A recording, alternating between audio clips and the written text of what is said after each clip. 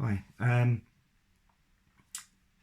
Talking more about writing and its connection with the world and people and our understanding. Um, One of the primary influences for the academic writing that I did and the research that I did when I was at university and for several years afterwards into became the book The Lost Child, and also into my creative writing. There was a spark, I think, came largely from this novel by Ian McEwan, The Child in Time.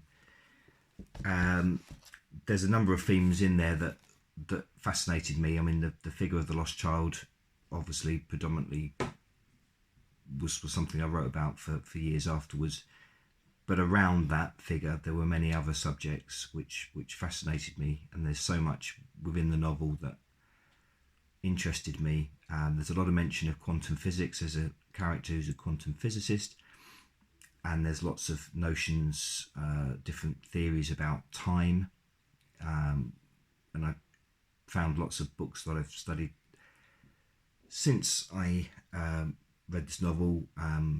There's quite often a narrative around dislocations in time and memory that come around the figure of the lost child. So that's something that I looked into a lot. But another theme that was very relevant that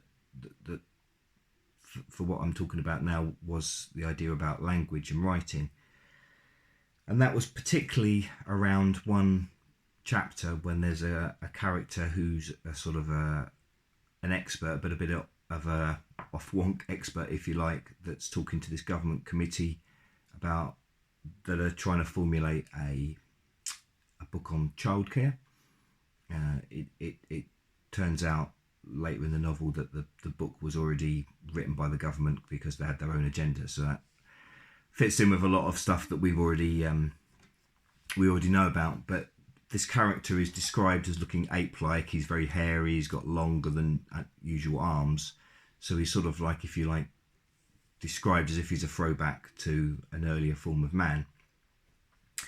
And he talks about these theories that by introducing literacy, reading and writing, written language to children below the age of 11, shatters the unity of their worldview, in the words put in the character from the novel. So they have, the idea is that there's an empathic connection with everyone, with children, as they from when they're babies and as they're growing up.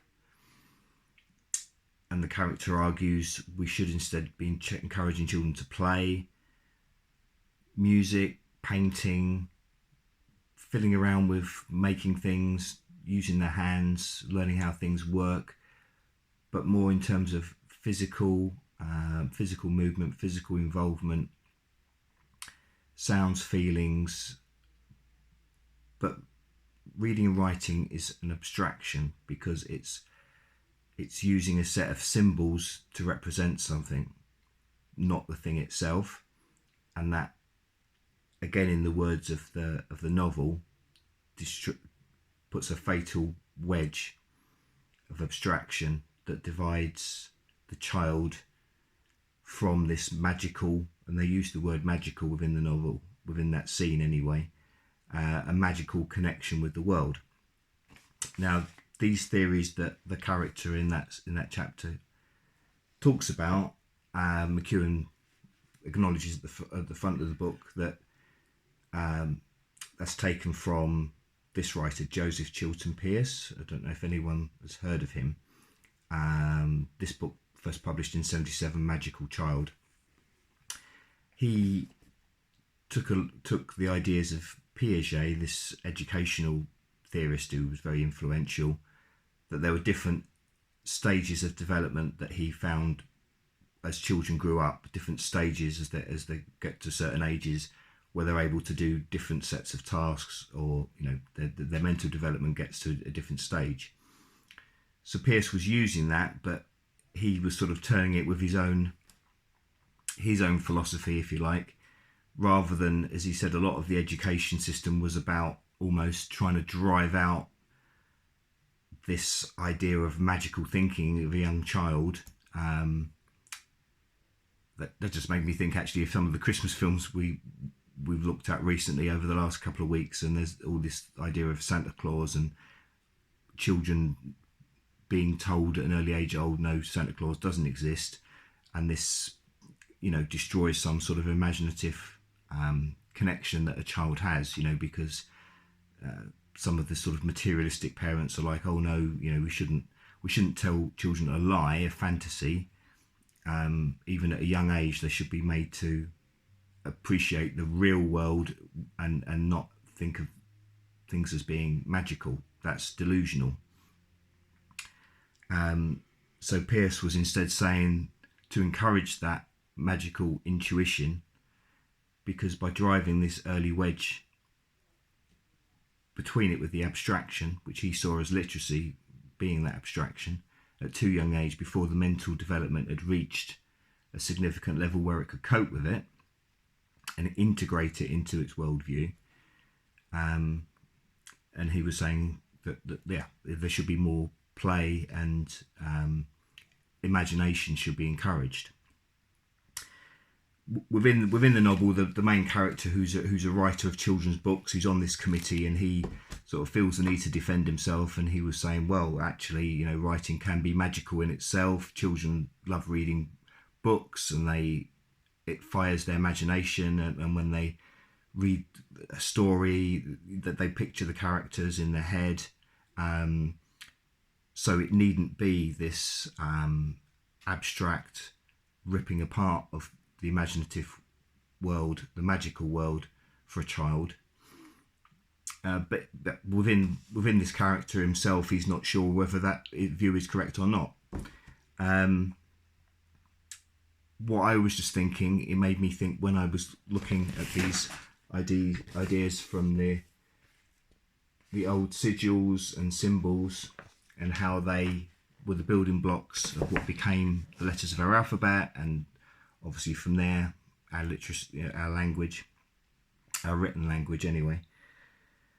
But maybe the key is a balance, if you like, of this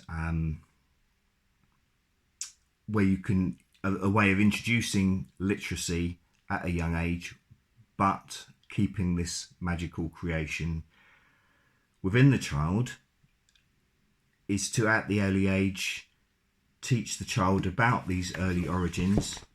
And so there the child can be drawing the shapes, can be looking at the ideas behind it.